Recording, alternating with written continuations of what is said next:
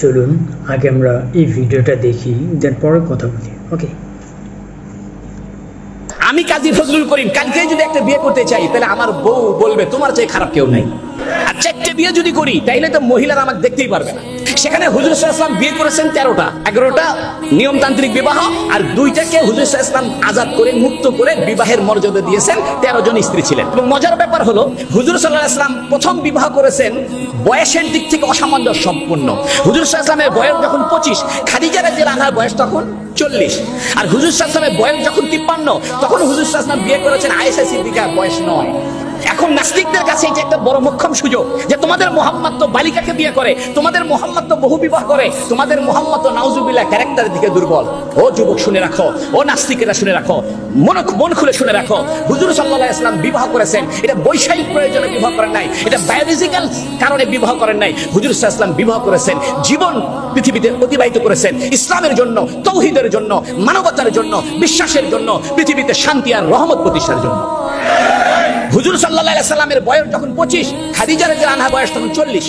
এখন আমি উল্টাটা ধরি, নবীর বয়স যদি 40 হইতো আর খাদিজা রাদিয়াল্লাহু আনহা বয়স যদি 25 হইতো, আর হুজুর সাল্লাল্লাহু আলাইহি ওয়াসাল্লাম যদি গারে হেরাতে গিয়ে রাত্রে 6 মাস থাকতেন, দিনের বেলা বাড়িতে বাড়ি ইসলামের দাওয়াত দেন, রাত্রে বেলা নবী বাসায় থাকেন না, গারে হেরাতে থাকেন, সারা রাত নামাজ পড়েন, তাহলে 25 বছরে একজন স্ত্রী বলতো মুহাম্মদ আপনি কি শুরু করছেন, আপনি তো আমার হক আদায় করেন না, আমার বয়স 25, আপনি তো সারা রাত খালি নামাজ পড়েন আর সারা রাত ধরে আপনি গারে হেরায় থাকেন, এইরকম আপনি তো আমার হক আদায় করলেন না। এই জন্য হুজুর সাল্লাল্লাহু আলাইহি ওয়াসাল্লাম 25 বছর বয়সে 40 বছরে একজন বিধবাকে বিয়ে করেছেন, কারণ যাতে হুজুর সাল্লাল্লাহু আলাইহি ওয়াসাল্লামের ইসলাম প্রচারে মহিলাটা সহায়ক হতে পারে, ইসলাম প্রচারে হুজুর সাল্লাল্লাহু আলাইহি ওয়াসাল্লামের স্ত্রীর সান্ত্বনাটা সহায়ক হতে পারে। এই জন্য খাদিজা রাদিয়াল্লাহু আনহা বলছেন আপনি তো অসহায়ের সহায়, আপনি তো বিধবার সহায়, সমস্ত কাজে হযরত খাদিজা রাদিয়াল্লাহু আনহা হুজুর সাল্লাল্লাহু আলাইহি ওয়াসাল্লাম সহযোগিতা করেছেন। আমাদের স্ত্রীদের, আমাদের মা বোনদের এমন হওয়া উচিত। 2 নম্বর কথা, আয়েশা সিদ্দিকাকে কেন বিয়ে করেন অল্প বয়সে, এটা মহিলাদের বোঝা দরকার।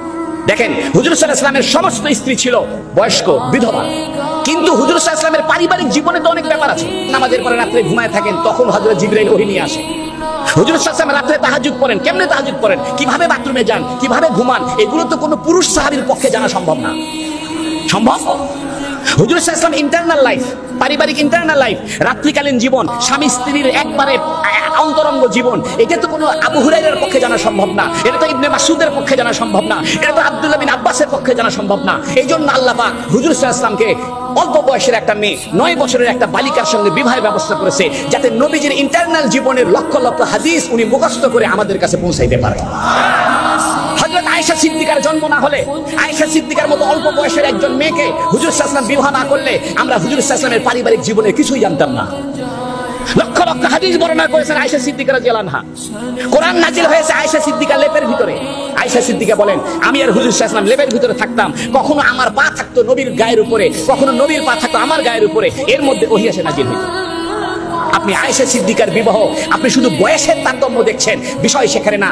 বিষয় হলো এই উম্মতের জন্য, এই উম্মতের জন্য হুজুর সাল্লাল্লাহু আলাইহি ওয়াসাল্লামের ইন্টারনাল লাইফের পুঙ্খানুপুঙ্খানু বিবরণ আয়েশা সিদ্দিকার মতো একজন ব্রেনি মহিলার দরকার। আয়েশা সিদ্দিকা ছিলেন মোস্ট ব্রেনি মহিলা, মোস্ট ব্রেনি মহিলা। হুজুর সাল্লাল্লাহু আলাইহি ওয়াসাল্লামকে আল্লাহ পাক কুদরতি ভাবে হুজুর সাল্লাল্লাহু আলাইহি ওয়াসাল্লাম আল্লাহ ইশারা করিয়া আয়েশা সিদ্দিকার সঙ্গে বিবাহ ব্যবস্থা করেছেন, যাতে হুজুর সাল্লাল্লাহু আলাইহি ওয়াসাল্লামের ইন্টারনাল জীবনের পুঙ্খানুপুঙ্খানু বিষয় আমাদের পর্যন্ত পৌঁছে যায়। হুজুর সাল্লাল্লাহু আলাইহি ওয়াসাল্লাম আয়েশা সিদ্দিকাকে বিয়ে করেছেন, এটা খারাপ কিছু করেননি, বরং এটা দরকার ছিল। আয়েশা সিদ্দিকা রাদিয়াল্লাহু আনহার সঙ্গে যদি হুজুর সাল্লাল্লাহু আলাইহি ওয়াসাল্লাম বিবাহ না হতো, তাহলে আমরা হুজুর সাল্লাল্লাহু আলাইহি ওয়াসাল্লামের প্রাইভেট জীবন জানতে পারতাম না। তো এর আগে আমি কখনোই এমন ধরনের কোনো বক্তব্য কোনো বক্তার মুখ থেকে শুনি নাই। এই হুজুর কাজী ফজলুল করিম, এই হুজুর যেভাবে আমাদের হুজুর পাক সাল্লাল্লাহু আলাইহি সাল্লামের জীবনের যে একটা সারমর্ম, মানে পুরো জীবনের একটা সারমর্ম ছোট্ট একটা ভিডিওর মাধ্যমে যেভাবে তুলে ধরেছেন, একদম অসাধারণ।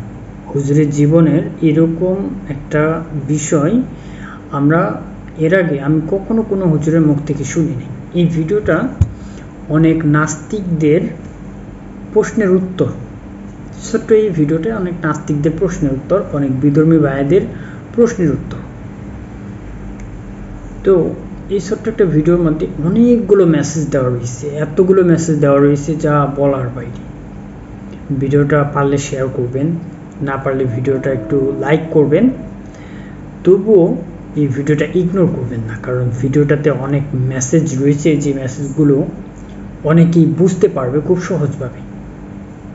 আমাদের হুজুর পাক সাল্লাল্লাহু আলাইহি সাল্লামের জীবনী নিয়ে এই ছোট্ট একটা ভিডিওতে মানে পুরো একটা সার মর্ম তুলে ধরা হয়েছে। পুরো জীবনের একটা ছোট্ট বিষয়কে অনেক হাইলাইটভাবে তুলে ধরা হয়েছে, যেটা আসলেই যদি আপনার মাথায় জ্ঞান থাকে, বুদ্ধি থাকে, তাহলে আপনি এটা ইজিলি বুঝে যাবেন। আর যদি জ্ঞান, মেধা, বুদ্ধি না থাকে, তাহলে এরকম ভিডিও 10 ঘন্টার ভিডিও আপনি বুঝতে পারবেন না।